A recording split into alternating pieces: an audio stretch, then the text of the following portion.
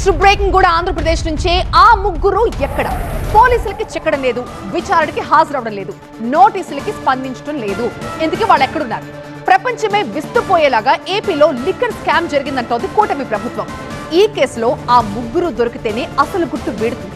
అందుకే వాళ్ళ కోసం సిట్ వేటాడుతోంది. కానీ వాళ్ళ జాడ మాత్రం కనపడటం లేదు. లిక్కర్ కేసులో కీలకంగా ఉన్న ఆ ముగ్గురు ఇప్పుడు ఎక్కడున్నట్లు? విచారణకి ఎందుకని సహకరించడం లేదు? ధనుంజయ రెడ్డి, కృష్ణమోహన్ రెడ్డి, బాలాజీ, గోవిందప్ప వీళ్ల చుట్టూనే ఏపీ లిక్కర్ కేసు తిరుగుతోంది. ముగ్గురి కోసం అధికారులు తిరుగుతుంటే వాళ్లేమో అధికారులకు చిక్కకుండా కోర్టుల చుట్టూ తిరుగుతున్నారు.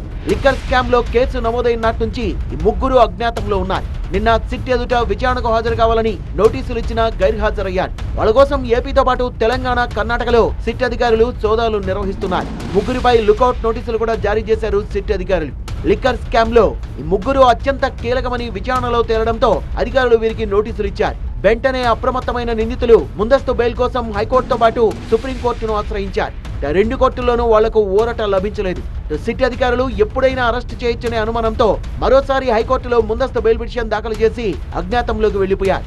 గత ప్రభుత్వం పారదర్శకత లేకుండా లిక్కర్ పాలసీ తెచ్చిందన్న మంత్రి సత్యకుమార్ యాదవ్ సొంత బ్రాండ్స్ తీసుకొచ్చి సొంతంగా లిక్కర్ ను తయారు చేసి వేల కోట్ల రూపాయలు దోచేశారన్నారు. లిక్కర్ స్కామ్ అసలు భాగస్వాములు ఎవరు, అంతిమంగా ఎవరికి లబ్ధి చేకూరిందనే వివరాలు త్వరలోనే బయటకొస్తాయన్నారు మంత్రి సత్యకుమార్. ప్రజలు కుటుంబాలు చితికిపోతున్నాయి, ప్రజలు చనిపోతున్నారు. ఇవాళ అంత పెద్ద ఎత్తున ఆర్థిక భారం పడుతుంది. కాబట్టి ఇది క్షమించరాని నేరం. దీంట్లో నిజానిజాలు బయటికి రావాలా, బాధ్యులైన వారిని కఠినంగా చట్టంకి లోబడి శిక్షించాల్సిన అవసరం ఉంది. భవిష్యత్తులో ఎవరు కూడా ఇటువంటి అరాచకాలకు పాల్పడని లేని విధంగా శిక్షించాలి. దీంట్లో రావాల్సిన ఎవరు దీని వెనుకున్నారు, ఈ కుట్రలో మొత్తం భాగమైంది, అంతిమ లబ్ధి ఎవరికి చెందింది, అది ఎక్కడ మొదలైంది, ఎక్కడ చేరింది, ఏ డిస్టిలరీ నుంచి ఏ ప్యాలెస్ దాకా చేరిందన్న విషయం బయటికి రావాల్సింది. ప్రతి ఒక్కరు బయటికి రావాల్సింది విషయం.